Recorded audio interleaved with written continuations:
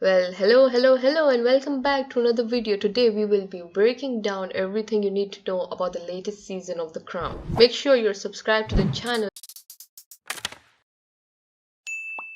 and give this video a thumbs up if you enjoy. Episode 1 begins all the way back in 1979, and things become complicated when Lord Mountbatten is killed in an attack carried out by the IRA. The relief organization first appeared in the late 60s and then attempted to end the British rule over Northern Ireland. They claimed responsibility for the death, and they very much rebelled against an empire which led to poverty. The fallout of this attack, alongside with the theme of power, is very much the background on season 4. We watch as the family questions their role in the public eye. Season 4 also sees the appointment of the first female prime minister, who I'm sure you are aware was Margaret, nicknamed the Iron Lady. Margaret carried this reputation due to her almost unfailing and unapologetic action. In many ways, her and the Queen mirror one another, and they face the same difficulties when they first did gaining power. Men tried to force them down certain paths, but they stood their ground in front of these men and refused to be overpowered. I think the season does an incredible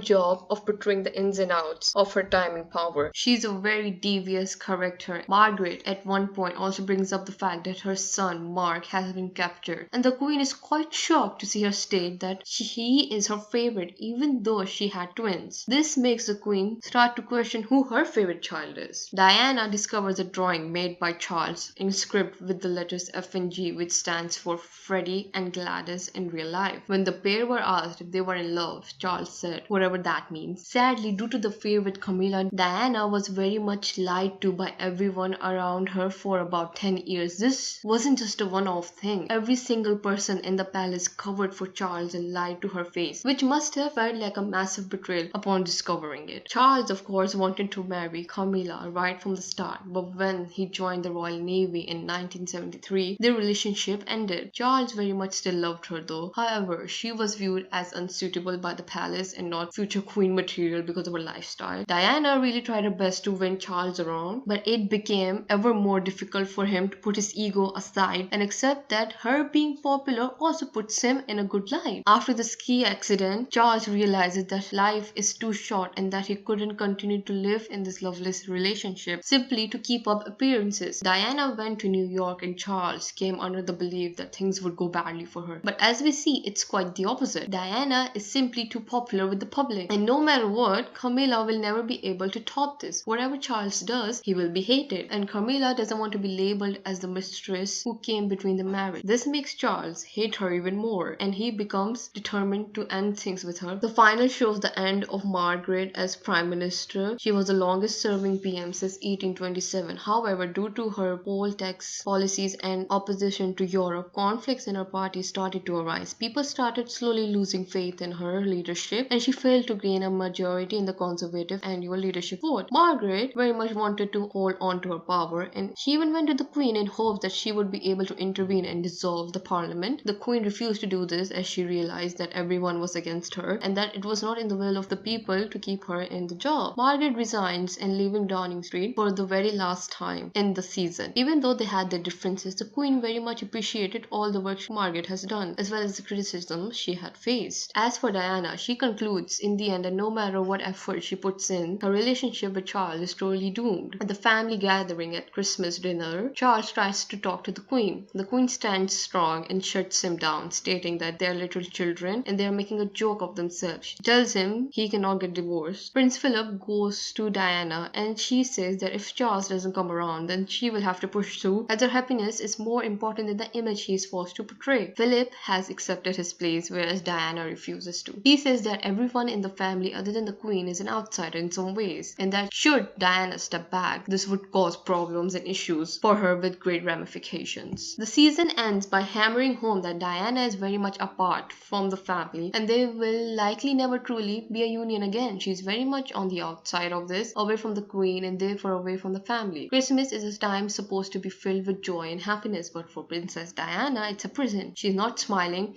she's cast off to the side, away from her husband and children. children, just like she's been cast off from the rest of the family. The director has aligned her head with the antlers of a deer, as if she's a devil or a prize for the royal family's enjoyment. She's the only woman to be wearing all black, as if it's her own funeral. And for her, it might as well be. The last two scenes completely overshadow her death eventually. Diana could do no wrong in the public's eye, and many could not understand why. I think also the deer that was wounded and suffering at the beginning of the season is a symbol of Diana. She essentially was this prized animal that the royals wanted. In getting her, they wounded her, and as history shows, she is eventually put down. No! God, please, no! No! Season 5 will obviously focus on the complete collapse of the fair, and it's arguably one of the toughest times in royal history. It will also likely focus on the build-up to this as well as the aftermath, which the public mourns her death. Season 5 will be getting a whole new cast and a time jump. It would be mostly centered around the new PM and Diana's divorce and her death. I love to hear your thoughts and opinions on this season, and what are your expectations from season 5 and season 6. So make sure you comment down below, give the thumbs up button if you enjoy, subscribe if you're new. Thank you for watching. Until next time.